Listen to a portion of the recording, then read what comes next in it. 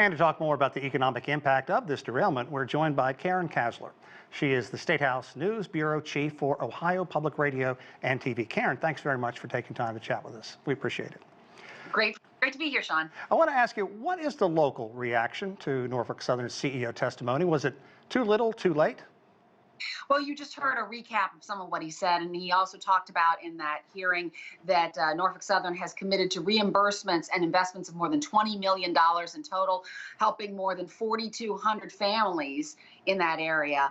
But there were also some concerns about some of the things that he didn't say in that hearing. For instance, when he was pressed by Democratic Senator Sherrod Brown, who has been on him for a lot of this whole situation, he has not committed to paying for this, saying that Norfolk Southern has not committed to being to opening up the checkbook, so to speak. And so there's a real question on the part of people in East Palestine whether Norfolk Southern, they say they're going to do the right thing, they say they're going to stay, but are they going to actually pay for not only the cleanup, but also some of the economic damages that might result? Yeah, don't you get the sense, though, that lawmakers are going to be breathing down their neck to make sure this aid does get to the people? What is life like on the ground for the people of that town now? How is this money being dispersed? Well, that's a good question, because a lot of folks are saying that they're having trouble getting some of this money. For instance, businesses say that they've reached out and they haven't really gotten much of a response from Norfolk Southern. Norfolk Southern had set up this fund and was going to be distributing money, but it's really unclear, and that came out in the hearing, about how that money will be distributed and how much money will be available. So you've got residents who are not only concerned about that, but are also concerned about the potential health impacts of this. There is a health clinic that's being operated there by the state and county and federal governments, and there are experts there, but there are some lingering health effects that residents say that they're still feeling, and they just don't necessarily believe some of these test results that say that there are no chemical levels that are of serious concern.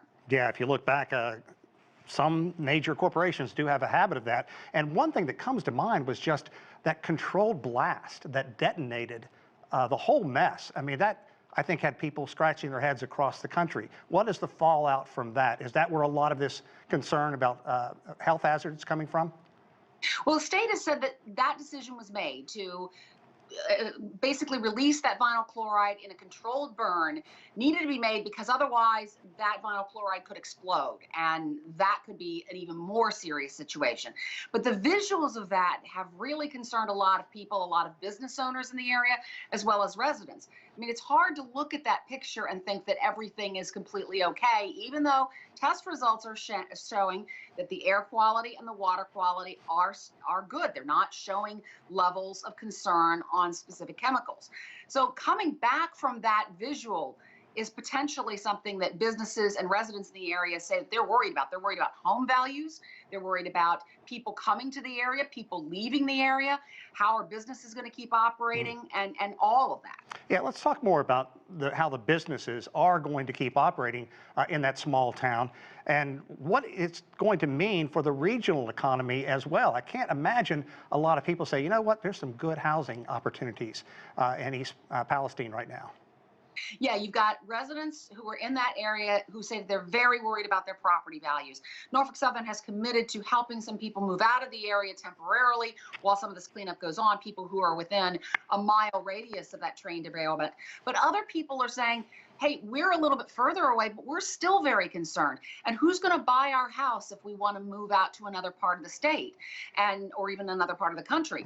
And Ohio, the real estate market's been pretty hot here. So moving without having a home that you've sold to move to another place might be problematic. So all of these factors are going to play a role here. And this is a part of the state that's not super prosperous. I mean, the unemployment level is about the same as statewide, but this is an area that's one of the reasons why there are railroad tracks in this area, because it's not a particularly prosperous part of the state. Yeah, blue collar always been the linchpin, economic linchpin in that area. I grew up not terribly far from there, so I do have some understanding of it. Do you think that people are going to be looking to move out of the town, or are they digging in for the long haul, the good fight? I think you have both of those elements. I think a lot of people are in that area because they want to be in that area. They've operated businesses, they've settled there, but other people are saying, I want to get out because I'm concerned about health effects. I'm concerned about those health effects on my children.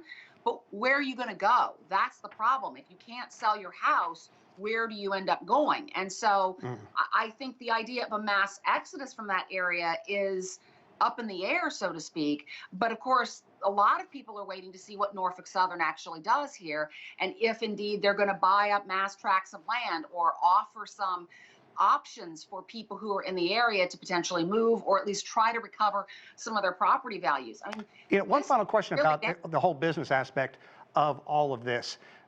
Ohio is one of the states that's very polarized, like so much of the United States. You're in the Statehouse daily. Are you seeing the kind of GOP versus Democrat fighting? What's the best way to move forward on this? Or are you seeing these political sides unified, working for the blue-collar folks in that city?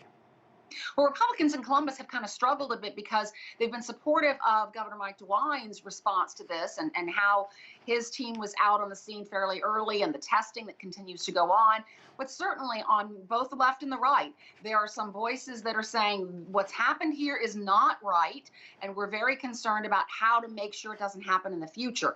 That whole idea of train safety going forward. Ohio has bipartisan senators in Sherrod Brown and J.D. Vance. They've proposed a bill that would increase train safety. The Norfolk Southern CEO, Alan Shaw, today did not endorse that bill. And so there are some questions about what's going to happen with trains going forward. The NTSB is investigating 7 incidents in Ohio involving Norfolk Southern in the last 6 or 8 months. And so that's a lot. And it certainly sends a message nationwide that Ohio has a lot of train problems. Karen Kasler, we can't thank you enough. We certainly appreciate your insight. Thank you.